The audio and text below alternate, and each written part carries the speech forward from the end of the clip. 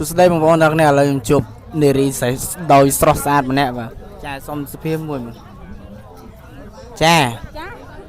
ចិត្តអាក្រក់មែន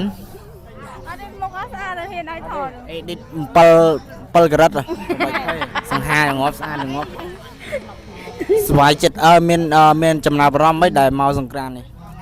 នៅឲ្យមានចំណាប់អារម្មណ៍អីផងមិនចឹង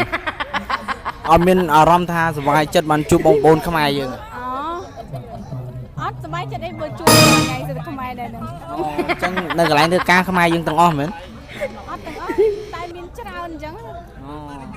តែខ្ញុំអារម្មណ៍ខ្ញុំវិញមកជួបបងប្អូនខ្មែរអញ្ចឹងខ្ញុំស្រស់ស្រាយសប្បាយចិត្តណាតែមកចែមិនចឹងវាធម្មតាយើងរត់មិនបានចិត្តអីផងហ្នឹងអូអត់ទៅពាក់នាគាអញ្ចឹងអត់